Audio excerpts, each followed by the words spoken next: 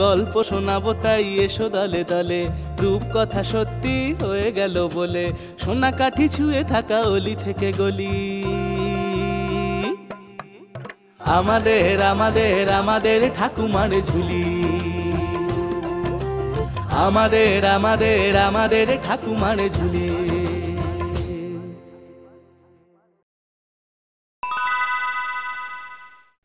মৃন্ময় আর চিন্ময় দুজনেই ছোটবেলার বন্ধু, আর দুজনেই চাষির ঘরের ছেলে। একসময় মৃন্ময়ের বেশ পয়সা কড়ি ছিল, কিন্তু পরপর 2 বছর অনাবৃষ্টির ফলে তার আর্থিক অবস্থা এখন বেশ কাহিল। উল্টো দিকে শহরের আনাজের পাইকারি ব্যবসা করে চিন্ময় বেশ 2 পয়সা কামাচ্ছে।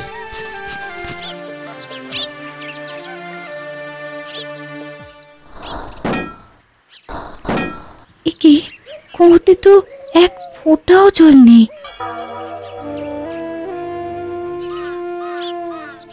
হ্যাঁ, জল এনেছো? দাও দাও, এই গরমে জমিতে কাজ করতে গিয়ে গলা শুকিয়ে কাঠ হয়ে গেছে। কুয়োতেও কিন্তু জল নেই। সে কি গো, কালো তো তলানি কিছু ছিল।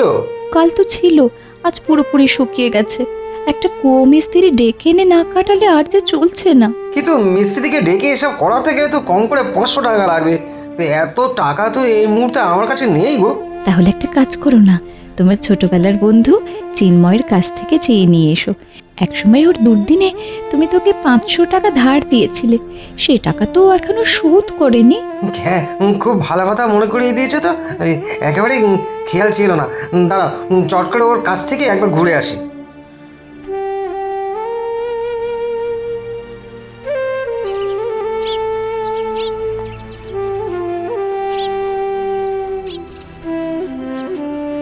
চিন্ময়, চিন্ময় বাড়ি আছিস নাকি?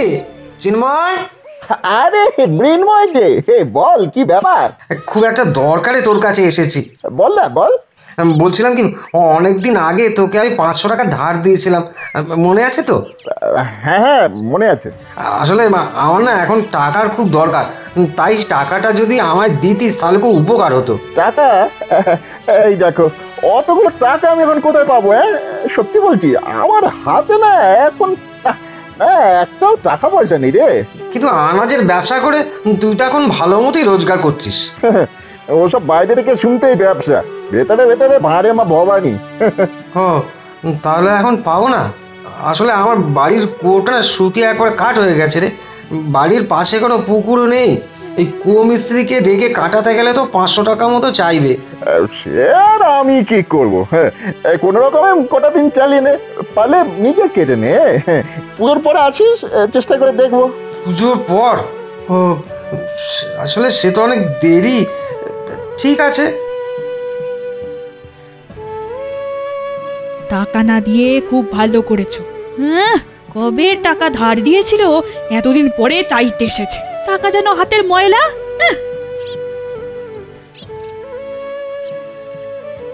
কি গো, তোমার বন্ধু টাকা দিল? হ্যাঁ, না দিল না, তবে পুজোর পর যেতে বলেছে। ও, জলের অভাবে আমরা কি শুকিয়ে মরবো তবে? আচ্ছা, আমি যদি নিজের হাতে কুয়ো কাটি? পারবে? হ্যাঁ, কুয়ো মিস্ত্রি যদি পারে তাহলে আমি পারবো না কেন? সেই দিনই কুয়োর মধ্যে দড়ির মই ফেলে কুয়োর নিচে নেমে হাতে কোদাল নিয়ে মৃন্ময় কুয়ো কাটতে শুরু করে দেয়।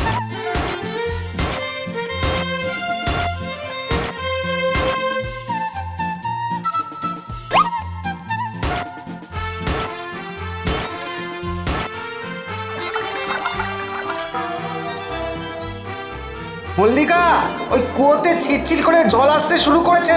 উমা, সত্যি? হে ঠাকুর, সবই তোমার কৃপা। চোখে মুখে একটু ঠান্ডা জল দি। হ্যাঁ, কি এ তো জল নয়, এ তো মনে হচ্ছে। হ্যাঁ, কি ও উঠে এলেছে? আর মাটি কাটবে না? ঘরে চলো, ঘরে চলো, কথা আছে।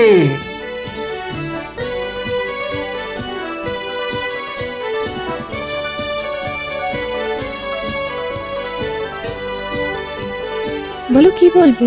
মল্লিকা, মল্লিকা, ওই কুয়ো কাটতে কাটতে যেটা বেরিয়ে এলো সেটা কিন্তু জল নয়। তাহলে কি? তেল গো, তেল। তেল মানে? যে তেলে গাড়ি চলে, বাইক চলে, সেই তেল। কি বলছো কি? জলের বোতলে তেল? এই শোনো, এই কথা আবার পাঁচ কান করে বসো না। আমাদের পয়সার খুব দরকার। এই তেল বিক্রি করে আমরা পয়সা রোজগার করব। সেই থেকে রোজ রাতে মৃন্ময় কুয়ো থেকে তেল তোলে আর দিনের বেলায় সেই তেল বাড়ির সামনে বসে বিক্রি করে।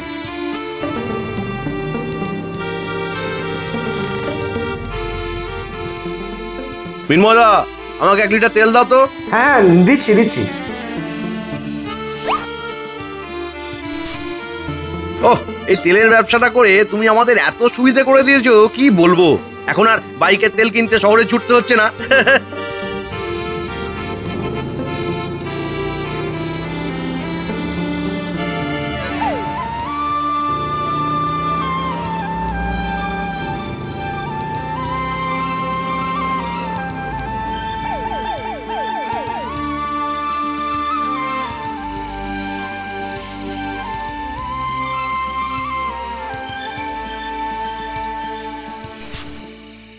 আজ কত হলো?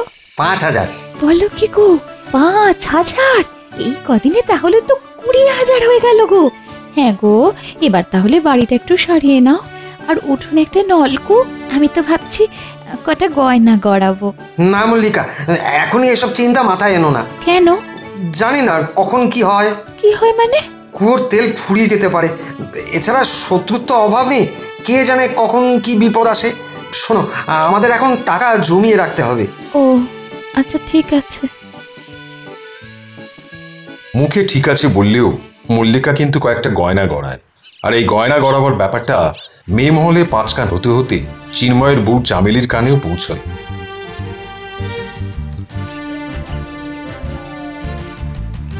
বলি, ওদিকের খবর শুনেছো? কি খবর? তোমার যে বন্ধু কদিন আগে টাকা চাইতে এসেছিল, তার বউ তো এখন এক গা গয়না পরে ঘুরে বেড়াচ্ছে গো। কি বলছো কি তুমি?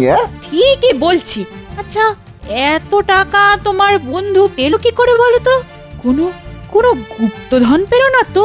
ঠিক আছে, কালই ওর বাড়ি যাবো।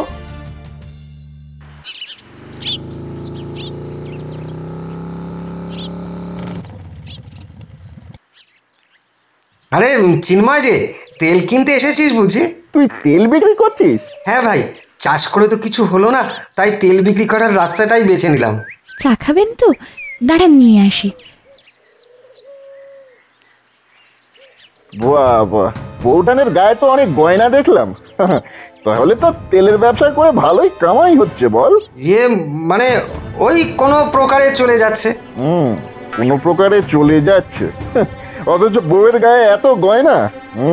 তা তেল পাচ্ছিস কোথা থেকে? কোথায় আবার পাবো? ওই তো শহরের পেট্রোল পাম্প থেকে কিনে এনে সামান্য লাভে বিক্রি করছি। বটে? তা কোন পেট্রোল পাম্প? হ্যাঁ, ওই তো ওই তো। দেখেছিস তো, পেট্রোল পাম্পের নামটাও মনে করতে পারছিস না। আরে চুরি করে আনছিস না তো? সত্যি কথা বল। না না না, চুরি করবো কেন? তাহলে কি তেলের খনির সন্ধান পেয়েছিস নাকি? হ্যাঁ, পাগল নাকি? তেলের খনির সন্ধান পাওয়ার মতো ভাগ্য কি আমার আছে? তবুও মনে হচ্ছে তুই কিছু একটা লুকোচ্ছিস। তুই বিশ্বাস কর, আমি কিছু লুকোচ্ছি না। তুই আমার ছোটবেলার বন্ধু। ঠিক আছে, তুই আমার ছেলেবেলার বন্ধু বলে আজই কিছু বলছি না, তবে কাল আমি আবার আসবো। কাল যদি তেলের ব্যাপারে ঠিকঠাক উত্তর দিতে না পারিস, তাহলে আমি কিন্তু পঞ্চায়েত বসাবো। হ্যাঁ, তখন তাদের সামনেই না হয় তোর ওই তেল রহস্যের কথা বলবি। ঠিক আছে, আমি চললাম।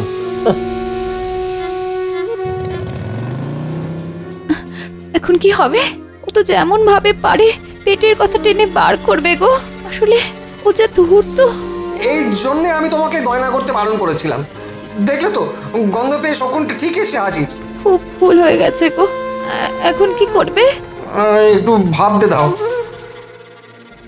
হ্যাঁ, আজ রাতের মধ্যেই ওর সব তেল তুলে নিয়ে গাড়িতে চাপিয়ে শহরে চলে যেতে হবে। হ্যাঁ, চলে যেতে হবে?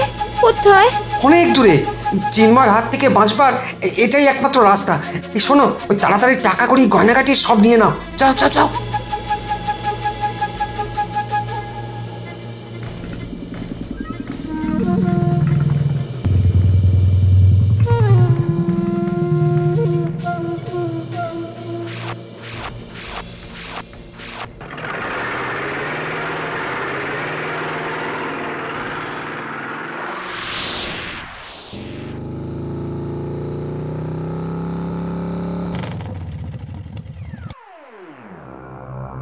ডালা তো খালি দেখছি, গেল কোথায়? হ্যাঁ, তাহলে কি পালালো?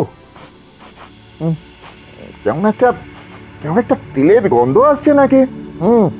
এই কুয়োটা থেকেই তো তেলের তীব্র গন্ধটা আসছে। একটা দড়ির মই দেখছি, তাহলে কি এই কুয়ো থেকে মৃন্ময় তেল তুলেছিল? হ্যাঁ হ্যাঁ, নিশ্চয়ই তুলেছিল, তাই চেপে ধরতেই পালিয়ে গেছে। ঠিক আছে, এবার পাম্প চালিয়ে এই কুয়ো থেকে তেল তুলবো আমি।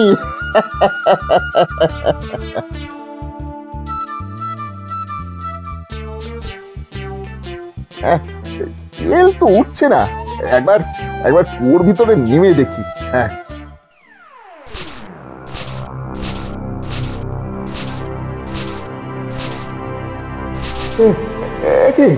কুয়ো তো শুকনো, তাহলে যেটুকু তেল ছিল সবটাই মৃন্ময় তুলে নিয়ে গেছে নাকি? যা ভেবেছিলাম তা তো হলো না। ঠিক আছে, আমি অন্য রাস্তা ধরে টাকা রোজগার করব।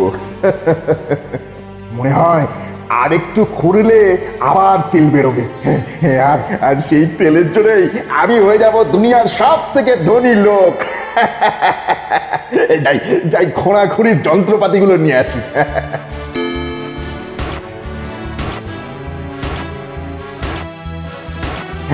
এবার মনে হচ্ছে তেল বেরোবে। মাটি কিরকম নরম নরম লাগছে।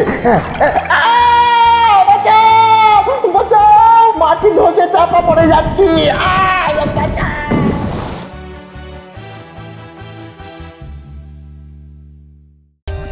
For more updates, subscribe to our channel, click the show links and enjoy watching the videos.